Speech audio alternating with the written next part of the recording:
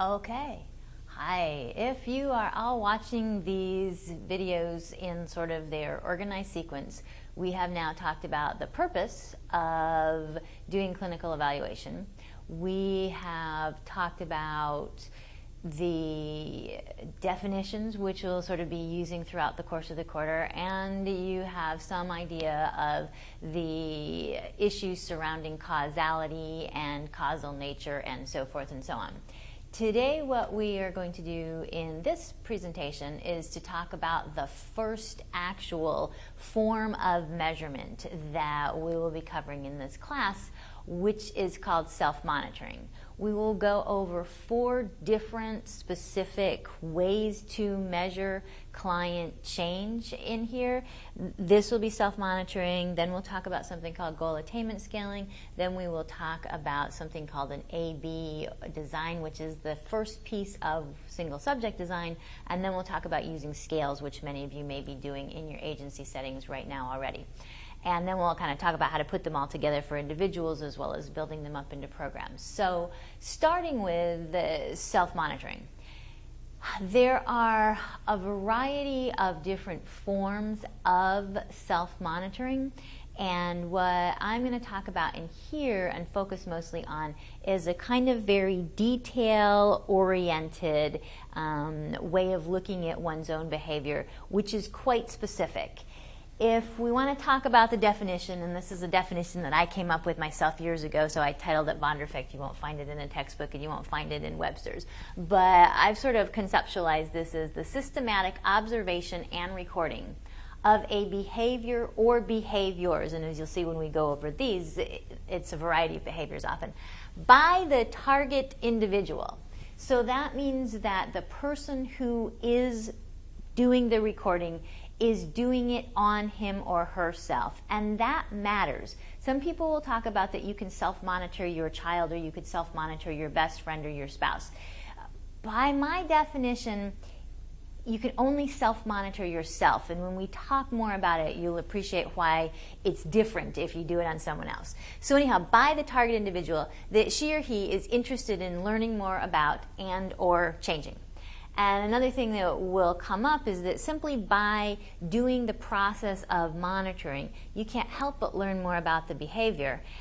And oftentimes learning more about a behavior in and of itself leads to motivation for change, leads you to change because it's so annoying to write down every time you do this thing. It's easier just not to do it in the first place. So it provides an impetus for change in a variety of ways. And many times I'll have people who are monitoring say, "Oh my goodness, I had no idea how much I fill in the blank, whatever it was they were doing, how many times I cursed, how much I just munched junk food around the house, how much coffee I really did drink," until I wrote it all down, and there it was in black and white, and I couldn't lie to myself about it any longer. So sometimes writing things down really makes it very real for people, and that in and of itself brings about some change.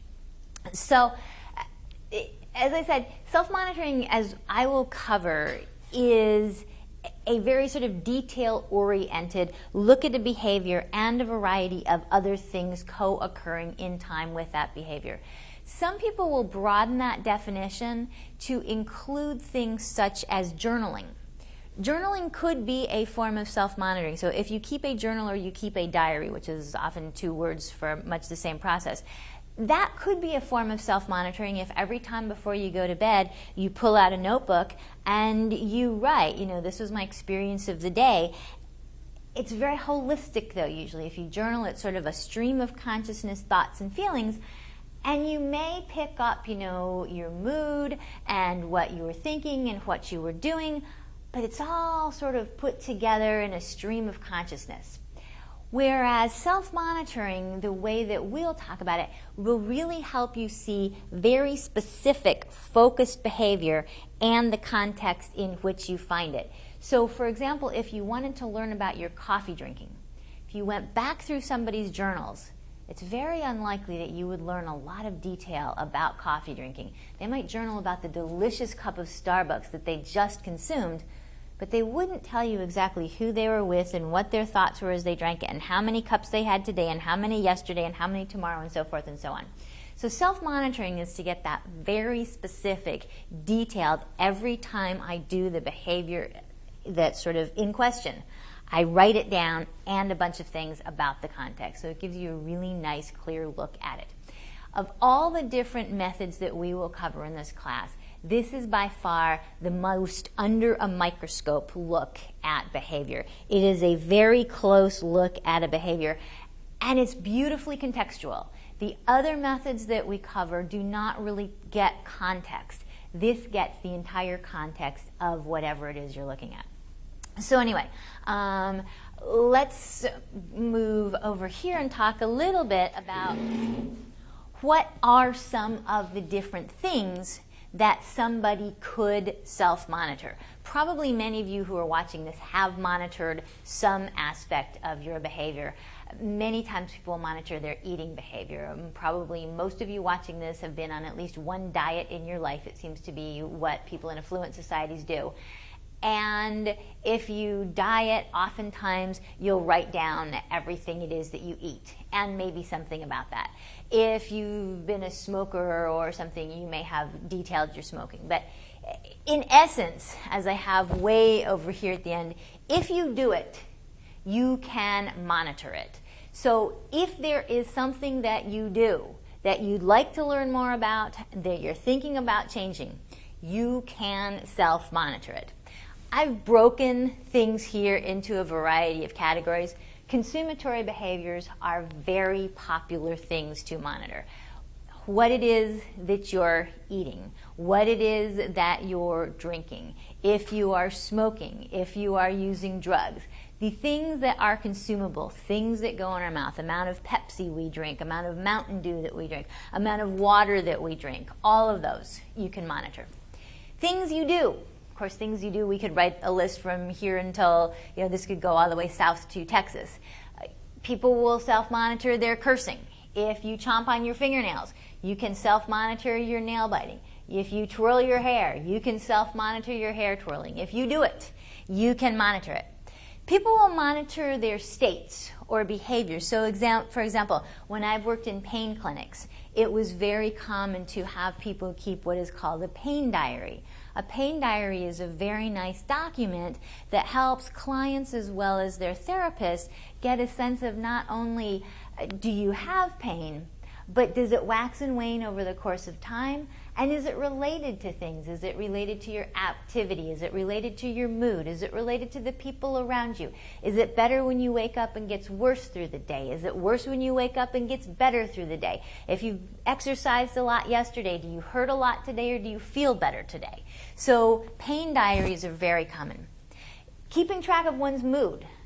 Mood similar to pain. When does it go up? When does it go down? When does your mood get better? When does your mood get worse? What triggers you to become angry or triggers you to become joyous? Stress level. All of these things, if you can do it, you can monitor it. Any of you who have taken or will take the cognitive behavior class, all cognitive behavior therapists generally ask their clients to monitor their self-talk. That's the stream of consciousness which runs through most of our minds, most of our waking hours. You can write down your self-talk. Now, most of us couldn't write down all of our self-talk because we would do nothing but chart all day long. So if you have clients who choose to do their self-talk, you have to come up with how do you choose which self-talk to do, and do you want them to do their negative statements, their positive statements, their critical statements about themselves, their critical statements about their kids, their negative thoughts about their clients. What is it that they're interested in actually, which pieces of their self-talk, or they just want every hour to write down whatever thought happens to be foremost in their mind, given that this is a stream of consciousness thing. So those are just a few examples. Each of you for this class will choose one behavior to self-monitor, and then you'll put the context around it, and you will follow yourself for at least 2 24-hour periods to gain a sense of how much do I do this thing, and you'll turn that in as an assignment both to learn about the behavior as well as to learn about the process of self-monitoring, because my thoughts are if you know the process, then you can help clients do it better, you can understand better what a client will be experiencing as he or she self-monitors. If you look at sort of two different dimensions on which behavior can vary in terms of how they affect our monitoring it, one is behaviors can vary on whether they are covert behaviors or overt behaviors.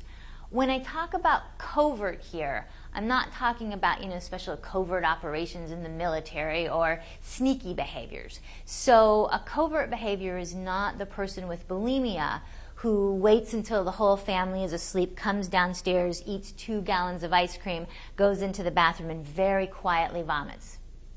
Covert behaviors are behaviors that nobody else could see, even if they were watching. So it's not sneaky. It's something that no one else could actually see. So covert things over here are pain, mood, stress level, self-talk. Nobody sees your self-talk. You experience it, but nobody else knows what it is. You may show levels of pain. If you're really hurting, you may be looking like this, but you might be able to fake it, and you might look as if you're absolutely pain-free. Simultaneously, if you want some sympathy, you could walk around as if you're totally hurting when you feel completely fine, but if you really need some sympathy or time out, you might pretend. So covert is the internal state, and nobody else is really cognizant of your internal state except for you yourself. Overt behaviors are the behaviors that other people witness as well. They're the behaviors that if you are monitoring them, people can say, hey, you just cussed. Aren't you supposed to be writing that down? And my experience has been that family members often have a good time when they know that another member of their family is self-monitoring something, especially if they have a vested interest in it. So I have seen with clients and students, if people are monitoring critical comments, that children and spouses are more than happy to point out to mom or dad, hey, that was a critical comment. Pull out your self-monitoring sheet and write it down. Or, isn't that a cigarette you're smoking? Dad, don't you sneak that one in. You need to be keeping track of that for your therapist. So overt behaviors are the ones that if someone was there, they could tell you, hey, write that down. And it's sometimes helpful to have clients or you yourself on this assignment to enlist the help of other people to help you write things down, because otherwise sometimes it's easy to forget to do it. Another dimension on which behavior can vary is whether it's discrete or continuous. Discrete means clear edges around the behavior. It starts and it stops. And then it starts and it stops. These are easier to conceptualize in terms of how to monitor them, because it starts, you choose to write it down. It stops, you don't have to write it down anymore. The next time you do it, you write it down. So things like eating, we put food in our mouth, we chew it, we swallow, it's done. Things like smoking, light a cigarette, smoke a cigarette, butt a cigarette out, it's done. Light the next cigarette, next time it comes. So those are cussing. Cuss word comes out of your mouth. Then you don't cuss. You cuss again. Each time you do it, you have it and you monitor that. There are also things which are more continuous. So if you're interested in monitoring your level of pain, if you're interested in monitoring your mood, if you're interested in monitoring your stress level, it's not like suddenly you have a stress level and then it's gone. It's not like you're sitting there and all of a sudden, wow, I just had a mood. I better write it down. Our mood gets better. Our mood gets worse. Something happens, we feel happy. Something else happens, we get stressed. Something else happens, we become frightened. Then we get grumpy. Our mood fluctuates all day long. Pain levels for people who would be keeping a pain diary, which tends to be people who have ongoing chronic pain, oftentimes have pain some level at all times. It waxes and it wanes throughout the day, and that's often what they're interested in monitoring. But it's not like you can say, aha, I just had some pain, I'm going to write it down, unless it's a very intermittent kind of pain, and that's usually not the kind that people monitor. So the discrete behaviors, it's easier to say, I caught it, I wrote it down. Okay, it is 109, I write 109, and here's this information. But if you're monitoring your mood, you don't just have a mood and then it's gone. You're monitoring your pain, you don't have pain and then it's gone usually. it gets better and worse. So how do you choose when to write down the continuous behavior? So I have two examples here that I will fill in to sort of demonstrate how to do a continuous behavior and how to do a discrete behavior. And these are just examples of two of the zillions of different behaviors that you could write down. So first of all, the question is, which behavior do I choose? And as per the definition, I would say choose something that's meaningful to you. Choose a behavior that you're curious about, something you've kind of wondered, well, how much do I do this? You know, if people have said to you, you're just really grouchy and it seems like you're a very critical person, it might be interesting to you to put down critical comments that come out your mouth or even critical statements that run through your head. If you know that you have to have 5 pots of coffee to get through the day, and you're interested in maybe reducing your coffee drinking, it might be interesting to know when it is that you consume each cup that goes into that 5 pots of coffee a day. And so to monitor coffee drinking by the cup. If you monitor it by the sip, you might get really tired of writing it down. So there's how do you break something like coffee drinking, water drinking, Pepsi drinking into discrete things to write down. And oftentimes people have per cup or per 8 ounces on a water bottle or on a big gulp glass or something like that. If you have trouble sleeping, and you want to learn, geez, how come some nights I get a good night's rest and other nights it seems like I toss and turn all night? You could monitor your sleep or have clients monitor their sleep. If you have people who just know that exercise would make life so much better, but it seems like every day you try to exercise, some new impediment comes along or some new excuse shows up. What are the excuses and what are things you can do to help yourself implement at least once a day walking or some sort of exercise into your life? So these are all things that you can write. And my experience has been with exercise. It's very important for people not just to write, well, didn't do it today, didn't do it today, didn't do it today, but to write what got in the way. How come it was I couldn't do the exercise? If people are doing a sleep diary, instead of just fell asleep at this time, woke up at this time, what is the context? And that's one of the really nice things about self-monitoring is the context. So what was going through my mind as I was lying in bed? What did I eat before going to bed? Whether the last meal was dinner or the last meal was, I wolfed down that pint of Ben & Jerry's ice cream right before going to bed. Did I drink a pot of coffee right before going to bed? Did I just come back from running a marathon and collapse in bed? Did I just have a huge fight with my spouse and then went to bed?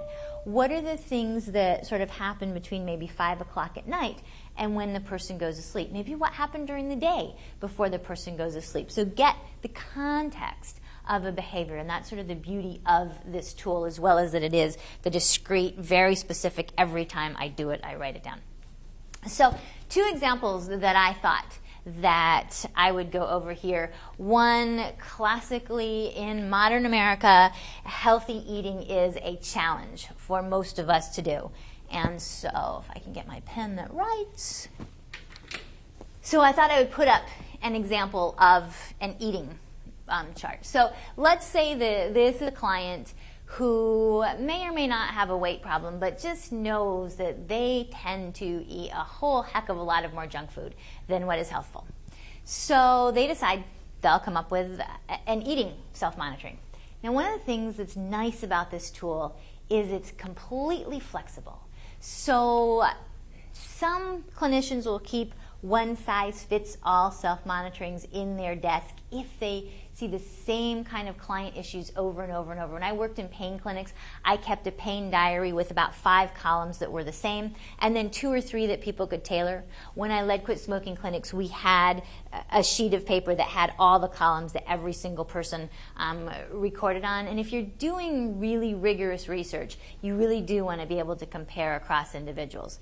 If what you're doing, though, is looking at one client and how one client's behavior changes over time and helping them get a nice contextual understanding of what drives the behavior, then you really want them to tailor it specifically.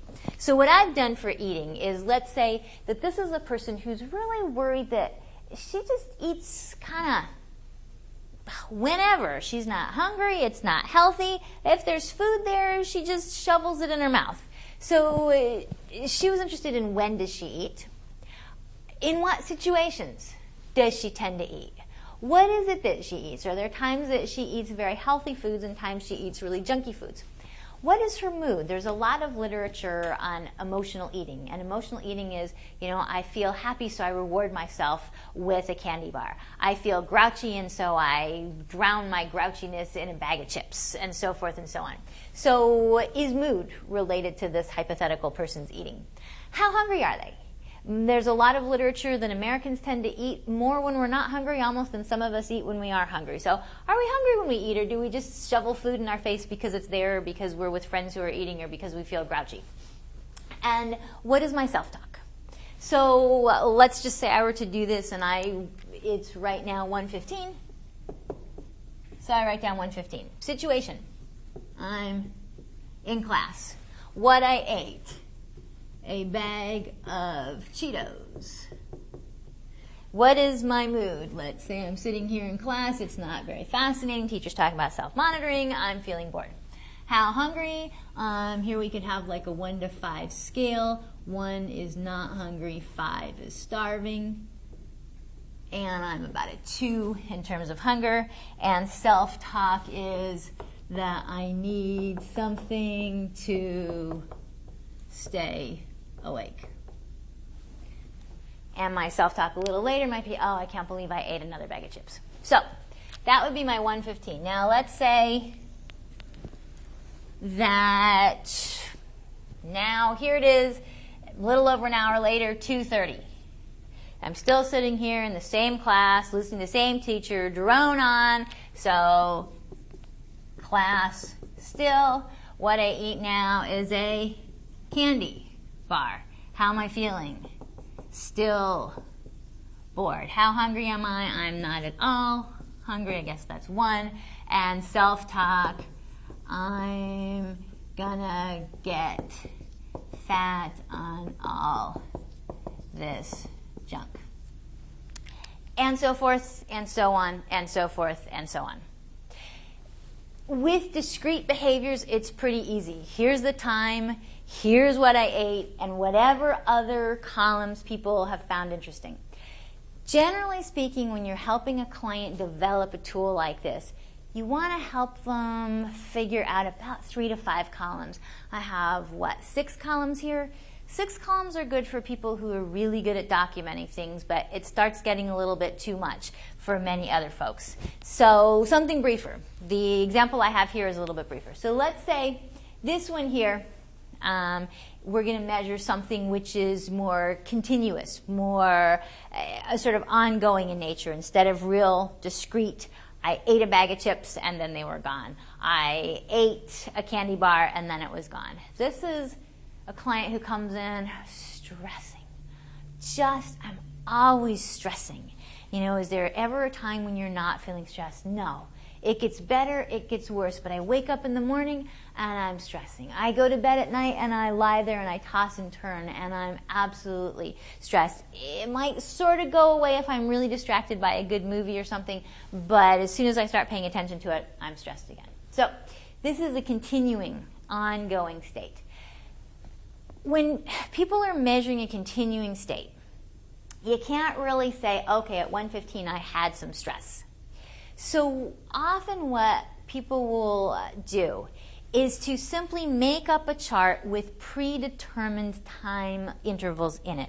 And those predetermined intervals tend to be somewhere between every 30 minutes for the person who really wants a lot of very specific information, to every hour, to if you're working with a kid or someone who has a hard time writing things down, you could do it breakfast, lunch, dinner, and before bedtime. But you want to break up the day into some number of discrete intervals. The more intervals, the more information, the richer it is, the harder it is to keep track of. So you balance between good, rich data and the client will actually do it accurately. So let's say that this is someone who figures, I can do this pretty much every hour. So they're going to start when they get up in the morning. Let's say the alarm clock rings at 6 a.m. Situation, alarm went off. Who am I with? My spouse. My self-talk, ugh, another crazy day. Now, it's 7 a.m. How does the person know that it's 7 a.m. and time to pull this pesky sheet out? Some people are good at remembering things like that. Other people, if they have those annoying watches, or they can set their cell phone, or they can set their, BlackBerry, or whatever electronic piece of helpful equipment they have. If something can just go beep, oh shoot, it's time to pull the stupid piece of paper out and write down my stress level. So it's 7 o'clock. And let's see, what I forgot to put on here would be, and we should actually put it probably right in here, would be stress level. So I wake up at 6, and this would be, and then you want to scale this, so you could have like 0 equals no stress and 10 equals extreme. So let's say at 6 a.m. when our hypothetical client wakes up, she feels like her stress level is at a 7. 7 o'clock, stress level is up to a 9. Situation, getting kids up. Who am I with? Family self-talk. These kids always make us late. So that's a 7 o'clock. 8 o'clock in the morning. The alarm beep. Oh, pull out this pesky piece of paper again. My stress level now, 9.5. Situation, getting kids to school. Who am I with? Kids. Self-talk, whatever the self-talk is, and so forth, and so on, and so forth, and so on. Some of the important things when you're self-monitoring is, if you're doing it on yourself, if you're doing it with your clients, it's really very important to try to write things down as best you can when the event is happening. So in the DVD where I go over definitions and talk about retrospective and prospective, you want this to be as much prospective as is possible. If you can have that sheet of paper, whether it's a piece of paper, whether it's you keep it on, your little electronic notebook that you carry with you, whatever it is you carry around so that you can keep track of things. If you're sitting in bed and you say, oh, this is too stressful to keep track of my stress level, so I'll just do it all tonight. And there you are in bed. A, you don't want to do it any more at 11 o'clock at night than you wanted to do it each hour, and now you have an entire day. And B, how are you ever going to remember at 9 o'clock in the morning what your stress level was, who you were with, and what your self-talk was? The odds of that are very, very slim. Every sort of piece of munchy food that you put in your mouth, will you really remember that? When I worked with people who were quitting smoking, we had some people who smoked 3 packs a day, 60 cigarettes every day. Do you remember who you were with and what your mood was and how strong your craving was on your 53rd cigarette as compared to your 54th cigarette as compared to your 55th cigarette? My guess is no. So you really want to encourage people, and when you do this for homework, you really want to encourage yourself to do it prospectively as you go along, rather than to sit down at night and try to recreate from memory the entire thing.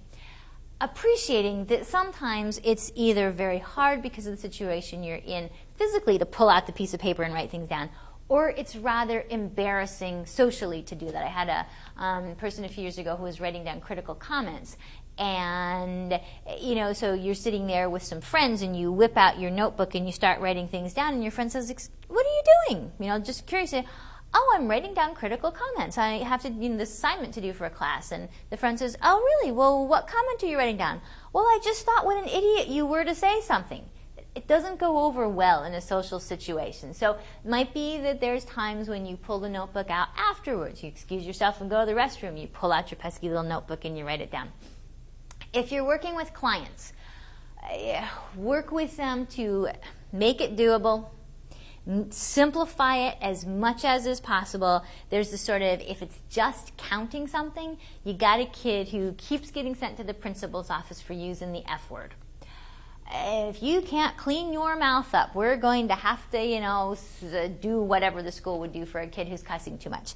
The pennies in the pocket works fairly well for when you simply want a count. So every time you use the F word, you pull a penny out of one pocket, you stick it in the other pocket. You use the F word out of one pocket, in the next pocket. If you have someone who is, critical comments work very well. Anything which is countable, you can do the pennies out of one pocket into the other pocket kind of thing. If you have people who don't mind looking a little bit silly, they have a hard time keeping pieces of paper, they can have a very beautiful string that they put around their neck. They can buy a little notebook with a spiral binding. They can put the string through the spiral. They can stick a pen or a pencil in, and they can wear a lovely necklace for a week. And every time they think a thought, smoke a cigarette, eat an M&M, they can take it, pull their little string out and write down what it is. They've got the whole thing. Some people love sticky notes. They carry their sticky pad and they stick their sticky notes, on their clothes and on their arms, and at the end of the day they put all their sticky notes together and they organize it in some way, shape, or form. Do what works for you. Talk with your client about what works for them. It's better to have accurate, continuous, prospective data than it is to create and fabricate everything from memory, because the purpose of doing this is to see reality. You already have your sort of fuzzy, nebulous ideas about how much junk food you consume or about how stressed you are. This is actually to get a picture of life as life is going along and happening. So why is it we do it? Well, one is, just as I said, to get a picture of life as life goes along and is happening. Another is, people will talk about, they do this to get a baseline prior to some sort of treatment intervention.